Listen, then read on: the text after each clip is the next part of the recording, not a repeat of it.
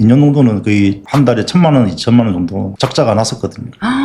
제가 죽고 나서도 네. 이 브랜드는 살아남았을 때 제 이름은 남게 되잖아요. 처음 면접 볼 때 질문이 있고 예. 2, 3개월 지나서 또 이 예. 사람에게 어떤 임무를 줄지에 그에 대한 성향 파악을 하는 데 있습니다. 질문지 저 좀 주시면 안 돼요? 네. 여러분, 매달 2천만 원씩 적자보다 돼지국밥 팔아서 87억 건물주 된 사장님, 이게 진짜 가능하다고 생각하세요? 2천만 원씩 손해보는 가게를 운영했는데 어떻게 했길래 이렇게 성공했는지 너무너무 궁금해서 제가 비법을 알아보려 왔습니다. 오늘 영상에서는 돼지국밥으로 미쉐린 받은 비법, 돼지국밥 팔아서 87억 건물 올린 방법 꼬치꼬치 캐물어 볼게요. 맛있게 돈 벌 준비 되셨나요? 제가 오늘 예. 장사 안 된다고 하시는 분들도 너무 많고 해서 제가 한 수 배우러 왔습니다. 오늘 많이 가르쳐 주실 거죠? 제가 아는 한 분에서 말씀드리겠습니다. 그 부산역점에는 직원이 몇 명이나 되나요? 지금은 11명, 네. 12명 정도 됐습니다. 12명. 그리고 저기 신평점은 몇 명 정도? 신평점은 한 24명 정도. 그동안 그러면은 직원도 어마어마하게 면접도 많이 보고 네, 맞아요. 뭐 오만 일을 다 겪으셨을 것 같은데 직원 뭐 뽑는 노하우 같은 거 있나요? 저도 그걸 고민을 진짜 많이 했었거든요. 직원 때문에 다 고민을 하고 보면 면접을 봤는데 이 사람이 진짜 일을 잘할 것 같아요. 근데 네. 막상 써보면 또 아닌 사람도 있고 아닌 것 같은데 싶어서 써보는데 진짜 일을 잘하는 사람도 있거든요. 때문에 저는 일단 일을 먼저 시켜봐요. 그리고 또 하나의 방법이 있다 하면 저희는 면접을 볼 때 그 면접 노트에 그 사람에 대한 질문서가 몇 가지 있습니다. 간단한 질문서가 한 10가지 정도. 성향이라든가 이런 거 약간 기본적으로 좀 파악을 하는 게 있고 그리고 이제 이 사람이 입사하고 한 2달, 석 달 넘어갔을 때는 네. 또 새로운 질문서가 있어요. 50가지. 50까지요? 그 질문서를 통해서 이 사람의 성향을 파악하면 네. 우리가 이 사람을 어디에 어떤 임무를 줄지 어떤 업무를 하는 게 더 나을지를 판단할 수 있는 부분도 있고 처음 면접 볼 때 질문이 있고 예. 2, 3개월 지나서 또 이 예. 사람에게 어떤 임무를 줄지에 그에 대한 성향 파악을 하는 데 있습니다. 질문지 저 좀 주시면 안 돼요? 네, 일단은 뭐 오팀장한테 네. 하나 드리죠. 근데 뭐 크게 네. 그간 내용은 아니라서 일단 챙겨드리겠습니다. 일단 고정 댓글에 제가 자세하게 써놓겠습니다. 네. 불경기다 뭐 하는데 매출이 작년보다 어떻게 더 오르셨나요? 떨어졌나요?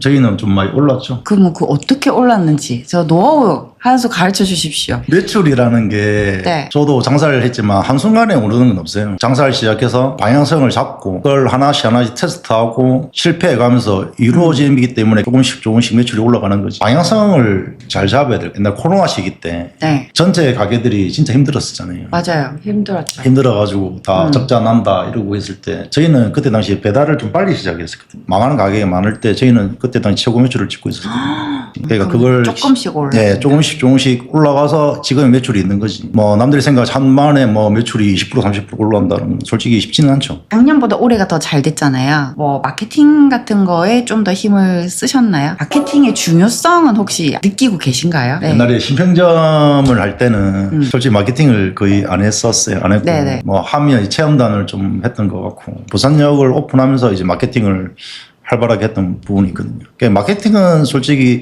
장사를 하는 사람이면 필요하다고 생각합니다. 마케팅이 지금은 중요하지만 모든 게 마케팅 하나만으로 이루어지는 건 아니라고 생각합니다. 마케팅이 전부는 아니지만 중요는 하다. 예, 맞습니다. 뭐뭐 하시는데요? 혹시 셀프도 하시나요? 셀프 마케팅은 따로 하는 건 없고 보통 저희가 의뢰를 한다든가 저희가 하는 거는 그냥 간단하게 이제 리뷰 관리 정도. 장사 잘 되시는 분들은 맡길 거는 딱 확실하게 맡기고 자기가 할 거는 자기가 하고 분배를 잘 하시더라고요. 네, 맞죠. 왜냐면 뭐 저희가 마케팅의 전문가는 아니다 보니까 전문가한테 마케팅을 의뢰하는 게 효율적이라고 생각하거든요. 그냥 돼지국밥이랑 네. 미슐랭 받으셨잖아요. 예. 미슐랭 돼지국밥이랑 다른 점은 뭐예요? 자기의 방향성이라는 게 자기만의 브랜드의 색깔을 내는 거라고 생각하거든요. 그러니까 남들이 하지 않는 걸 우리 가게에 종목시켜보고 우리 가게만의 색깔을 만들어가는 과정이라고 슐랭이 되지 않았나 이런 것도 생각하는 것 같아요. 나는 나만의 가게가 색깔이 좀 뚜렷하니까 미쉐린, 미쉐린 예. 받을 수 있었다. 확실한 거는 뭐 알 수가 없는 부분이 미스테리죠. 저희도 뭐 연락을 할 수 있는 방법이 없으니까.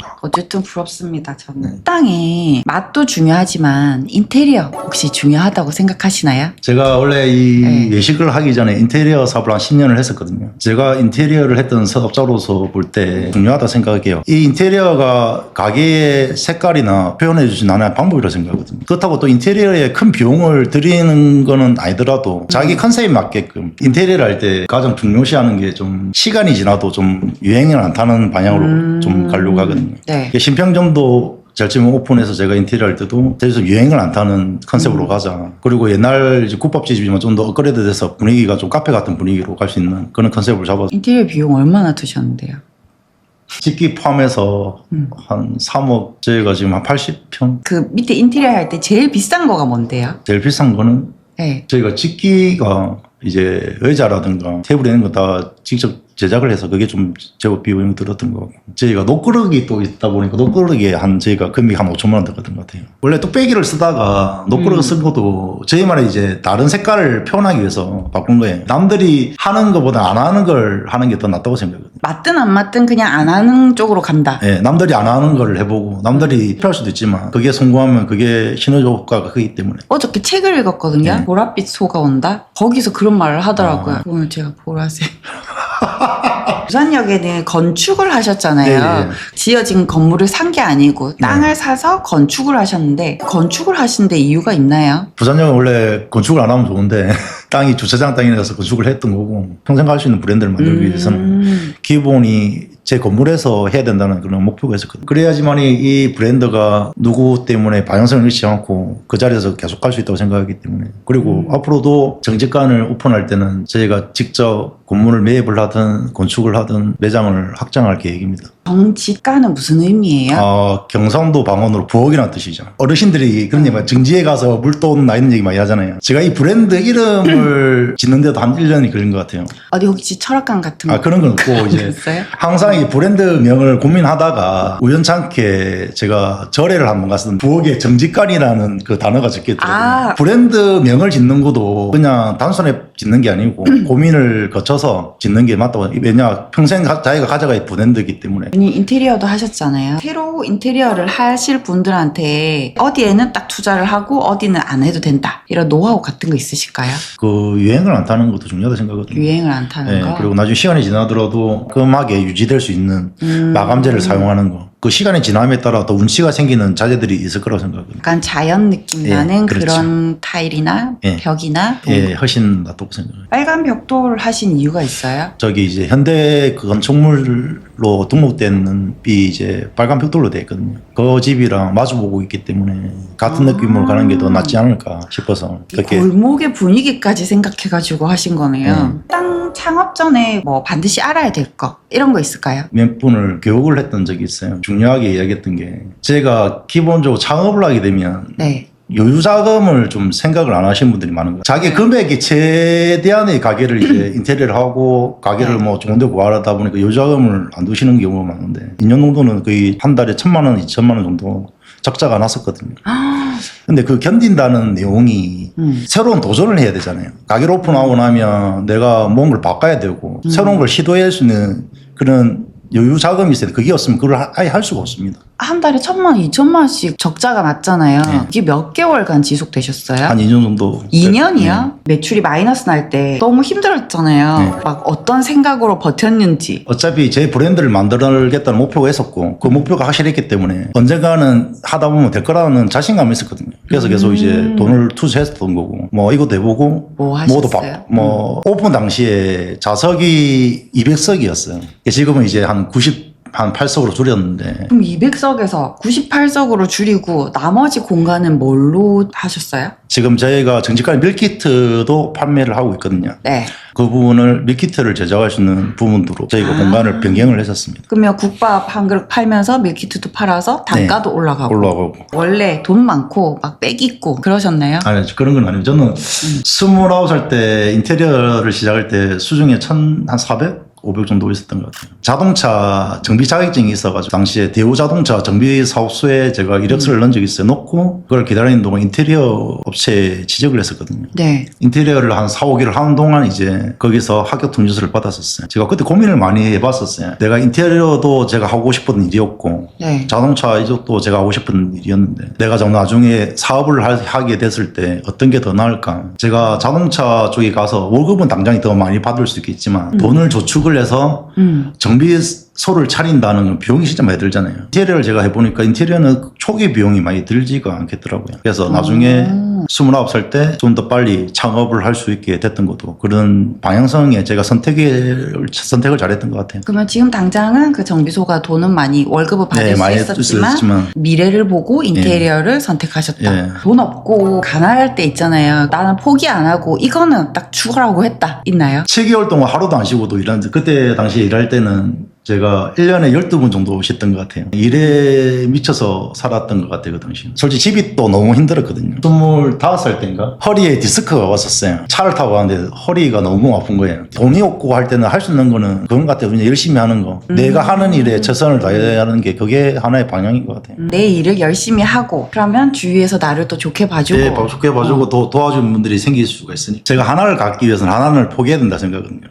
그런 철칙이라고 생각하거든요. 네. 부자가 되는 방법은 모든 사람이 다 아는 것 같아요. 솔직히 알지만 그걸 실천을 못하는 기 때문에 부자가 못 되는 거라고 생각해요. 돈을 모아야 되고 돈을 투자를 통해서 불려야 되고 또 자기가 월급만 받을 수 있는 큰 돈을 모으기는 어렵잖아요. 네. 참 자기 사업을 해야 된다는 것도 모든 사람은 알고 있지만 그거를 실천하고 도전을 못하기 때문에 못한다고 생각하는 거예요. 다이어트 살 빼는 법은 네, 알고 맞죠. 있지만 살은 못 빼듯이 부자 되는 법도 알고 있지만 그렇죠. 실천에 따라서 달라진다. 요즘 굴경기다 뭐 이런 말 많잖아요. 네. 식당을 창업하기에는 어떤 시기라고 생각하세요? 해도 될까요? 창업? 불경기 때 또 장사를 해서 성공하시는 분들이 많거든요. 또 하나의 찬스가 될 수도 있다고 생각합니다. 근데 지금 준비가 되어 있어야 되겠죠. 외식업을 접해보지 못하신 분들이라면 지금은 창업을 하는 것보다는 경험을 쌓는 게 더 문제가 아닐까 그런 생각을 합니다. 네. 미래의 신분은 네. 창업하는데 오히려 기회고 초보분들은 조금 일을 조금 하셨으면 좋겠다. 프랜차이즈 말고 개인 브랜드 식당 이런 게 오히려 잘 될까요? 아니면 프랜차이즈가 뭐 잘 될까요? 뭐가 그거는 정답은 없는 것 같은데 외식업계에 정말 자기가 경험이 없다든가 그런 사람들한테는 체인점이 하나의 방법일 수는 있겠죠. 근데 그 네. 체인점이 평생 가지는 못하잖아요. 개인 브랜드를 하는 걸 저는 추천드립니다. 그 창업을 하기 위해서 준비를 하는 과정이 필요하겠죠. 준비를 하고 자기가 어떤 메뉴를 할 건지 어떤 컨셉으로 할 건지 방향성을 어떻게 잡을 건지를 어느 정도 계획을 한 후에 창업을 하는 게 맞다고 생각해요. 자기 개인 브랜드를 하는 게 더 유리하다 봅니다. 체인점보다는 솔직히. 체인점보다는 프랜차이즈로 시작하셨다면서요? 네, 저는 저도 마찬가지 프랜차이즈를 시작했던 이유가 네. 외식업에 경험이 없었기 때문에 그 경험을 이제 쌓기 위해서는 체인점을 했던 거고 그리고 나서 체인점을 하고 나서 이제 제 브랜드를 만든 겁니다. 그럼 프랜차이즈 한 몇 년 하셨어요? 저는 한 2년, 3년 정도 오. 했던 것 같아요. 그런 준비 단계를 계속 거쳐서 이 정직관의 브랜드를 만들게 되었던 것 같아요. 부자 되기 위해서 좀 읽은 책 같은 거 있으신가요? 예, 추천책. 책은 한 번씩 이제 한 달에 뭐 한두 권 읽으려 노력을 많이 하는데 근데 가장 중요한 건 그런 거 책도 그렇고 우리가 교육도 그렇잖아요. 네. 받는 것도 중요하지만 책도 읽는 것도 중요하지만 아까도 말 실천하는 게 더 중요한 것 같아요. 앞으로의 계획이나 아니면 좀 더 이 브랜드를 어떻게 하고 싶다라는 거 있으신가요? 이 정직한 브랜드를 만들었을 때 처음에도 그렇지만 지금도 목표가 평생 남을 수 있는 브랜드를 만드는 게 제일 목표거든요. 저는 매장을 많이 하는 것보다는 저희가 직영적으로 운영할 수 있는 가게는 3개 정도만 운영을 하고 그걸 단단하게 해서 평생 할 수 있는 브랜드를 만드는 게 목표고 제가 죽고 나서도 네. 이 브랜드는 살아남았을 때 제 이름은 남게 되잖아요.